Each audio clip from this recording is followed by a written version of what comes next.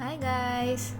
ഒരു 2 വീക്ക് മുന്നേ നമ്മൾ പച്ചമുളക് വിളവെടുത്തപ്പോൾ അതിൽ ഗസ്ട്രോൾ വന്ന നമ്മുടെ നാടൻ തക്കാളിക്കുട്ടീസ് ഇപ്പോൾ അത്യാവശ്യം മിടുക്കന്മാരായിട്ട് നിൽപ്പുണ്ട്.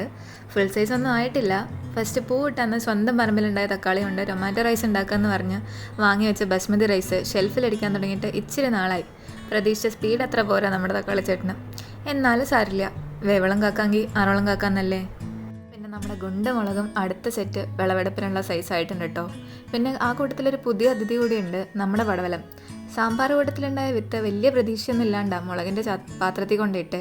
പക്ഷേ ചേട്ടാ സൂപ്പറാ, പെട്ടെന്ന് അങ്ങ് പിടിച്ചു. ഇനിയിപ്പോൾ ഇവനെ എങ്ങ് കയറ്റുമെന്ന് ഒരു പിടുത്തവും ഇല്ല. ആശാനൊരു മുട്ടൊക്കെ ഇട്ട് നിൽപ്പുണ്ട് ഇപ്പോൾ. ആൾ കേമന. ഈ വീക്ക് വീട്ടിൽ പോയി വരുമ്പോൾ ഒരു നെറ്റ് അടിച്ച് കൊടുക്കണമെന്നൊരു പ്ലാൻ ഉണ്ട്. നോക്കണം. ജൂൺ ലാസ്റ്റ് വീക്ക് ഞങ്ങളൊരു കൊടൈക്കനാൽ ട്രിപ്പ് പോയായിരുന്നു.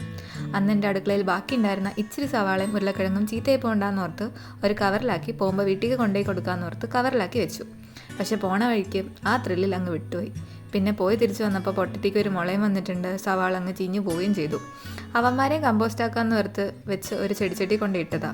അതിൽ എന്നെ ഞെട്ടിച്ച് അവന്മാരെ സൂപ്പറായിട്ട് പിടിച്ചു. ഇപ്പോൾ കുഞ്ഞൻ സവാളയും മുളച്ചിട്ടുണ്ട്. ഇവനെയും മാറ്റി നടണം. പിന്നെ 2 പൊട്ടറ്റ തൈകളും ഇപ്പം അത്യാവശ്യം സൂപ്പറായിട്ട് നിൽപ്പുണ്ട്. പിന്നെ ഇവൻ പനിക്കൂർക്ക.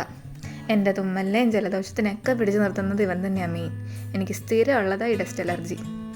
പിന്നെ നമ്മുടെ കറ്റാർവാഴ ചേട്ടനും ഇപ്പം എന്തോ പ്രശ്നമുള്ള കൂട്ടം നിപ്പ്. ഒന്ന് നോക്കണം, എന്തൊക്കെയോ കുത്തു പോലെ വരുന്നുണ്ട്. എന്തെങ്കിലും രോഗമാണോ എന്നൊരു പിടുത്തമില്ല.